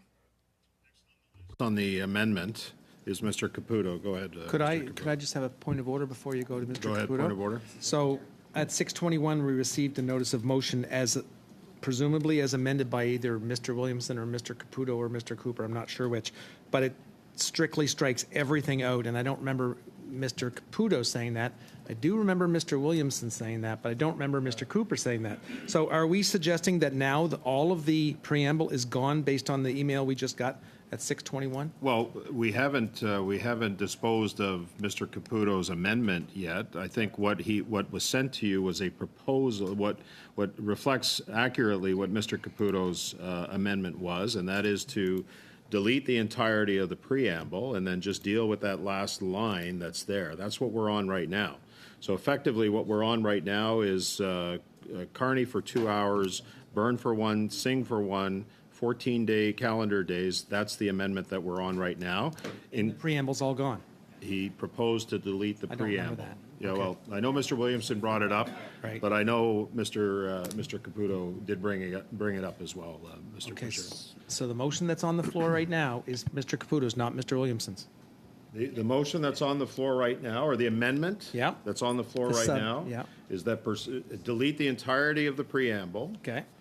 And I'm going to say this, frankly, preambles on these type of motions have no business being in a motion, to be quite frank, regardless of who's proposing it. You want to deal with something, deal with it directly.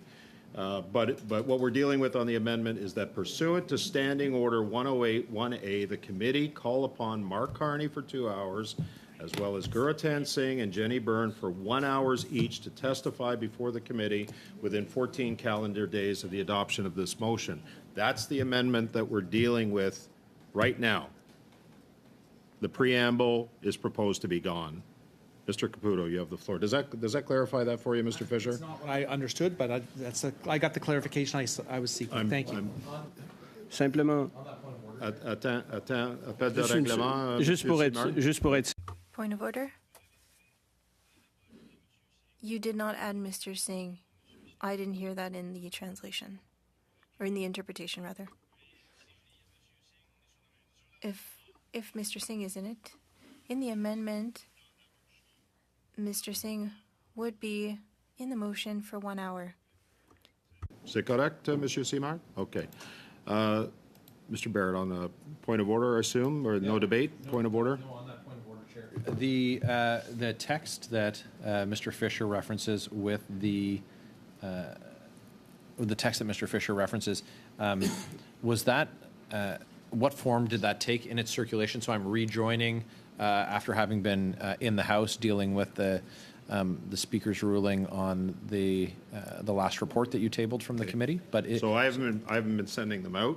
I know the clerk has been on this, so I'm going to get the clerk to advise you on the question that you've asked. I'm happy to take that offline if that's easier. Let's do that offline. Or I can say it seems like everybody, including myself, we may be a little bit confused, everybody. Mm-hmm. And I do a lot of things on track changes, so I'm hoping that I sent you one of the many versions on track changes. The amendment from Ms. Shanahan, that was agreed to, okay? So the amendment from Ms. Shanahan was to add some text regarding Jenny Byrne and to add that she also be invited, and it was for 2 hours each, okay? Now, we are back. 2 hours for Ms. Byrne and for Mr. Carney. Okay. So now we're back. Now what we're dealing with is Mr. Caputo's proposal to strike the entirety of the preamble, and then to have Mr. Carney appear for 2 hours, Ms. Byrne and Mr. Singh for 1 hour, within 14 calendar days of the motion being adopted. Am I correct? Back on the motion, debate came back on the motion as amended. Right. And then from there, delete every kind of preamble. Yep. And then leave the part that delete everything that is part of a preamble, and then leave that pursuant to standing 108, the committee called upon Mark Carney for 2 hours, and then add as well as Garantan Singh. That's part of the new amendment. And Jenny Byrne, that was already adopted. And then instead of being for 2 hours each, then it becomes 2 hours for Mark Carney. Then we add Garantan Singh and Jenny Byrne for 1 hour each, within 14 calendar days of the adoption of this motion. So just my last question, if I can, to the clerk, Chair, is, so I see the amendment about Ms. Byrne, and I understand the new change proposed by Mr. Caputo. So my staff have sent me these. Where did the insertion come up with respect to Mr. Singh? It was a sub-amendment to Ms. Shanahan's? It was an amendment to the amended motion. Right. Understood. Okay, thank you very much. So, that being said, I hate to be the bearer of bad news, but we are out of time and resources. This meeting is adjourned.